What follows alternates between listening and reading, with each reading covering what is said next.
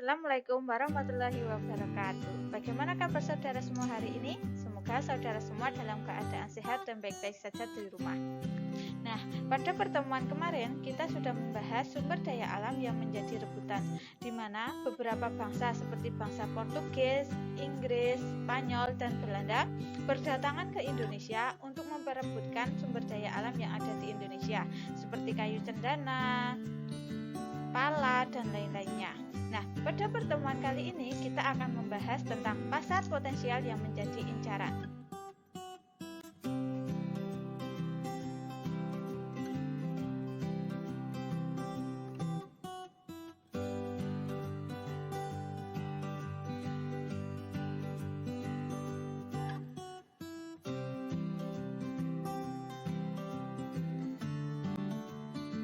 Pasar potensial seperti apa sih yang menjadi incaran? Nah, Indonesia merupakan pasar yang luar biasa potensial karena penduduknya yang sangat banyak dan konsumtif.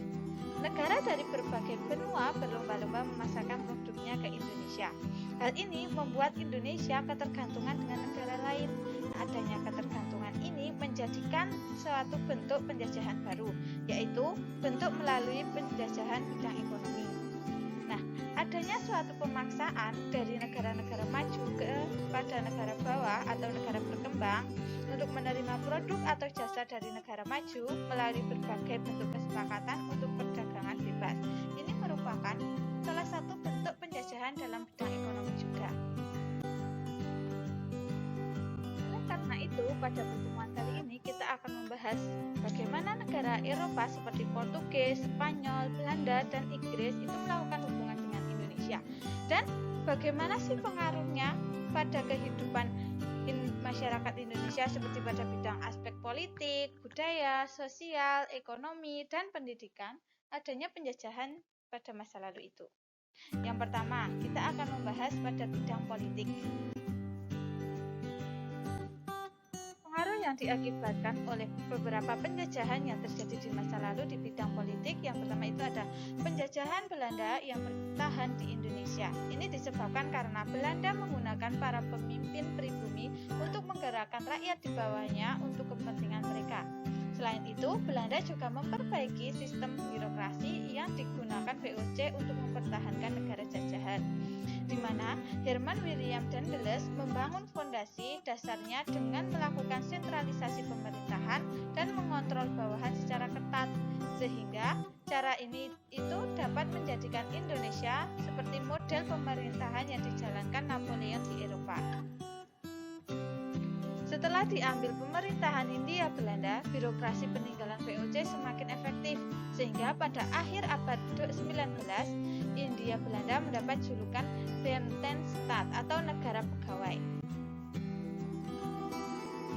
Lalu, sistem pemerintahan seperti apa sih yang terjadi pada abad akhir 19? Yang pertama itu ada pegawai Eropa dan pegawai pribumi, di mana pegawai Eropa dan pegawai pribumi itu tidak semata-mata berdasarkan rasial, tetapi dengan cara pengelolaan dan perannya. Yang kedua, pegawai Eropa atau Binnenlandsbestuur, di mana orang-orang yang menduduki jabatan itu adalah orang Belanda yang memiliki latar pendidikan tinggi dan dari keluarga terdidik. Birokrasi ini diadopsi oleh bangsa Indonesia, yaitu dengan mengisi jabatan di birokrasi dengan orang-orang yang berpendidikan. Yang ketiga, pegawai pribumi atau Inlandsbestuur, di mana pegawai-pegawai yang diangkat ini dari kalangan bumi putra. Pada dalam banyak kasus, jabatan yang diemban oleh pegawai pribumi dilanjutkan secara turun-temurun atau berdasarkan pertalian keluarga. Dan yang terakhir ada sistem pemerintahan tidak langsung atau indirect rule, di mana pemerintahan melalui perantara penguasa-penguasa pribumi untuk menjangkau rakyat bawah. Selain itu, mereka juga mengurus semua masalah intern yang terjadi di masyarakat. Nah, pemerintahan sistem tidak langsung ini dilanjutkan oleh bangsa Indonesia atau negara Indonesia, di mana menggunakan desentralisasi, yaitu sistem pemerintahan yang lebih banyak memberikan kekuasaan pada pemerintah daerah.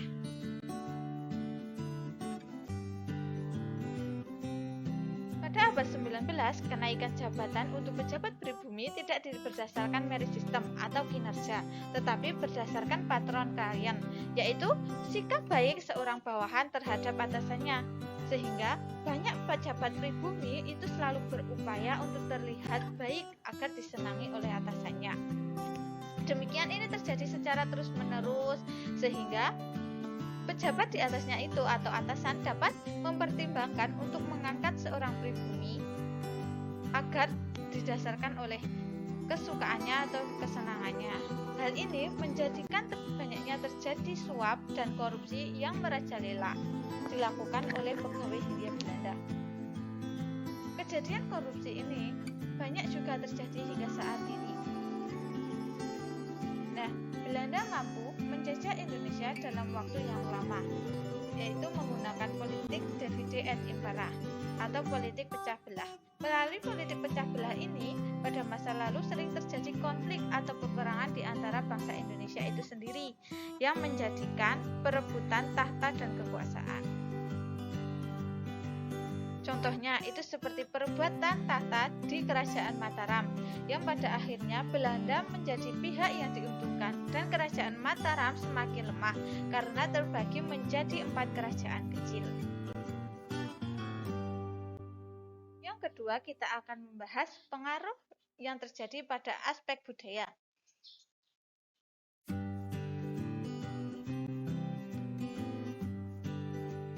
Penjajahan bangsa Eropa masih menyisakan berbagai kenangan bagi bangsa Indonesia, seperti bangunan, budaya, gedung, dan lainnya yang mempengaruhi masyarakat Indonesia.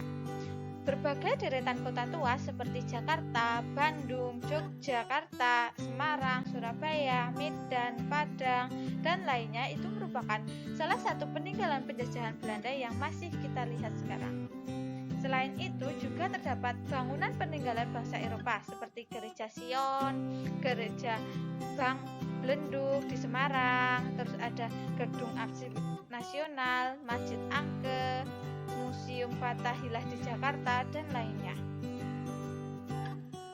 Abad 19, negara Eropa semakin luas membawa pengaruh bagi kehidupan tradisional masyarakat seperti perkawinan, di mana perkawinan antara orang Eropa dengan masyarakat lokal ini mempengaruhi budaya masyarakat di beberapa daerah Indonesia, sehingga seperti adanya Belanda Depok yang merupakan sebutan untuk keturunan dari orang Belanda yang tinggal dan beranak pinak di Depok.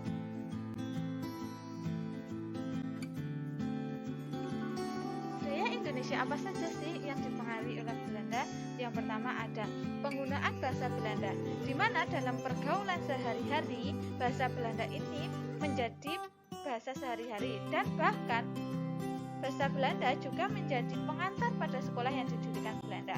Yang kedua ada penggunaan cara berpakaian orang Eropa, di mana pada acara-acara formal masyarakat Indonesia ini harus mengikuti cara berpakaian orang Eropa dengan menggunakan rok, jas, dasi, dan topi.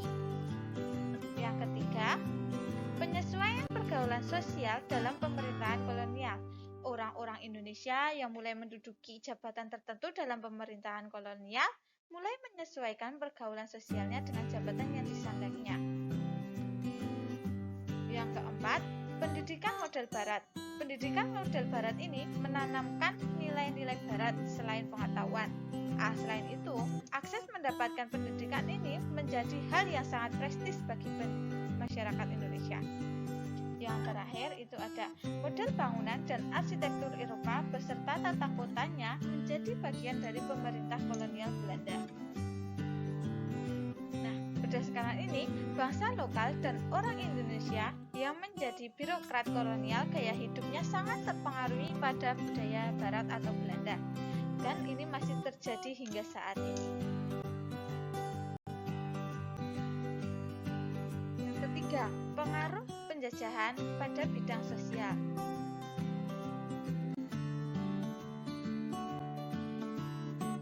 Masyarakat Indonesia mengenal strata atau tingkatan kelas sosial yang diwariskan oleh penjajahan bangsa Eropa, terutama Inggris dan Belanda. Melalui ini, terdapat penggolongan seperti berdasarkan ras, agama, jenis kelamin, profesi, dan lainnya.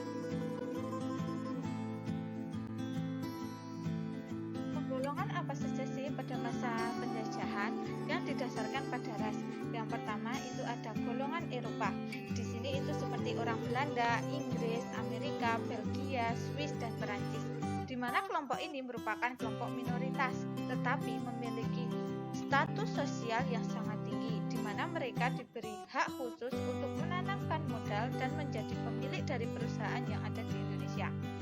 Yang kedua itu ada golongan Asia dan Timur Asing, di mana mereka memiliki kedudukan status sosial yang kedua dan memiliki hak khusus dalam bidang perdagangan seperti menguasai perdagangan eceran, tekstil, dan mesin elektronik.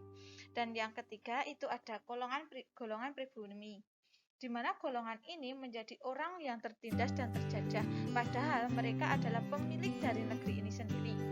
Kedudukan ini merupakan kedudukan yang terendah atau lapisan terendah, di mana mereka dibebankan banyak kewajiban tetapi kurang diperhatikan. Selain penggolongan menurut ras, penggolongan juga dilakukan berdasarkan susunan masyarakat. Yang pertama itu ada golongan raja dan keluarganya, di mana raja dan keluarganya ini sebagai penguasa daerah yang sangat disegani oleh rakyatnya. Golongan raja dan keluarganya ini lebih pada pewarisan tradisi dan budaya tertentu.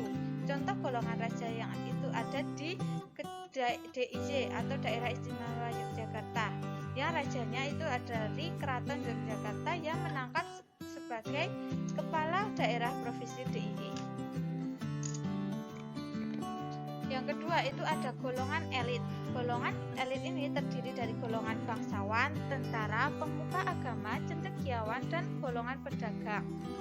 Ini mendapatkan berbagai tempat tinggi dan dalam pergaulan masyarakat. Yang ketiga, golongan non-elit. Ini merupakan kebanyakan masyarakat dengan berbagai bidang keahlian. Yang keempat ada golongan hamba sahaya. Ini adalah golongan orang yang tidak memiliki kebebasan akan kehidupannya karena tidak dapat membayar utang, tawanan perang, dan diperoleh dengan membeli atau budak belian. Bahkan mereka terpaksa melakukan pekerjaan-pekerjaan yang paling berat guna mendapatkan makan.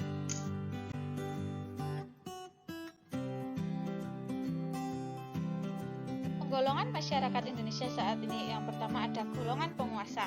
Golongan penguasa ini terdiri dari penguasa pusat dan daerah, di mana mereka itu berdasarkan hasil pemilihan rakyat. Tetapi ada beberapa daerah ini yang masih dipengaruhi oleh golongan keluarga penguasa sebelumnya, sehingga mulai berpola seperti pewarisan dalam sistem kerajaan. Yang kedua itu ada golongan elit, yang terdiri dari pemilik modal, pemimpin partai politik, pemimpin agama, pejabat publik, cendekiawan, artis, dan profesi lainnya yang terkenal di masyarakat. Yang ketiga ada golongan agama. Ini terdiri dari penganut agama yang diakui di Indonesia, di mana mereka berusaha untuk memunculkan identitas masing-masing melalui berbagai organisasi kemasyarakatan. Selanjutnya ada golongan berdasarkan status sosial. Ini seperti golongan masyarakat ekonomi atas, menengah, dan bawah. Selanjutnya ada golongan berdasarkan letak geografis seperti masyarakat perkotaan, pedesaan, pesisir, dan pegunungan. Yang terakhir ada golongan berdasarkan usia. Ini disebut dengan usia sekolah, usia produktif, usia tidak produktif, atau tua. Penggolongan ini terjadi di Indonesia dan masih banyak lainnya yang beberapa penggolongan.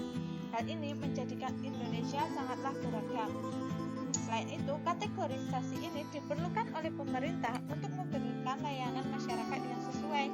Akan tetapi, ada sisi buruknya, di mana penggolongan ini memunculkan beberapa masalah atau konflik sosial apabila terjadi beberapa kebijakan yang berbeda.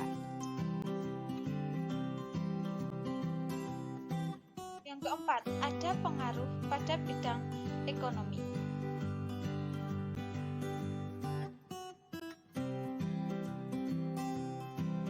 Tanam paksa yang dilaksanakan Belanda meninggalkan warisan perkebunan di Indonesia, di mana penduduk Indonesia dapat mengenal berbagai tanaman perkebunan dan cara membudidaya membudidayakannya, serta cara mengolahnya.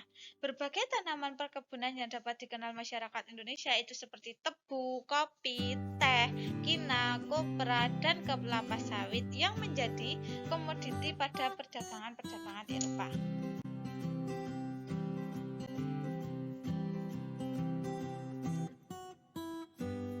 Ekonomi liberal pada tahun 1870 hingga 1900 masuk Indonesia dan memperkenalkan berbagai profesi baru dalam perekonomian Indonesia, seperti adanya buruh, pertukangan, perajin, dan jasa keuangan atau pemberi kredit. Adanya upeti sebagai bentuk partisipasi masyarakat jajahan untuk penjajah. Hal ini masih terjadi hingga saat ini, di mana konsep upeti ini diubah menjadi sebuah bentuk pungutan kepada rakyat yang dinamakan pajak, di mana pajak ini merupakan sumber pembiayaan terbesar untuk mengelola Negara Kesatuan Republik Indonesia. Penanaman modal asing Belanda pada masa Belanda tetap menjadi motor penggerak ekonomi Indonesia dengan berbagai perusahaan asing, di mana Indonesia saat ini selalu melakukan investasi terhadap beberapa negara, di mana investasi pada suatu daerah akan memacu pertumbuhan pusat-pusat ekonomi baru yang akan mendorong pembangunan infrastruktur untuk mendukung pertumbuhan pusat ekonomi tersebut. Selain itu, pada masa kolonial mengatur kebijakan ekonomi agar perusahaan monopoli yang didirikan pemerintah Belanda mendapatkan keuntungan secara optimal. Sehingga pada saat ini pemerintah Indonesia mengatur kebijakan ekonomi agar dapat mengatur sumber daya yang ada dan mempertahankan pertumbuhan ekonomi agar masyarakat Indonesia meningkat kesejahteraan ekonominya. Yang terakhir yaitu pengaruh pada bidang pendidikan. Pengaruh kedatangan bangsa Eropa ini lebih banyak pada sistem persekolahan, di mana pendidikan dilakukan secara berjenjang dan mulai dikenalkan aksara Latin. Yang sebelumnya, sistem pendidikan di Indonesia itu menggunakan sistem permondokan dan pesantren, di mana mereka itu sangat tergantung kepada guru dan belum terstandarisasi. Nah, Belanda dan Portugis mengenalkan pendidikan berbasis agama, itu dalam bentuk seminari untuk mendidik calon pemuka agama.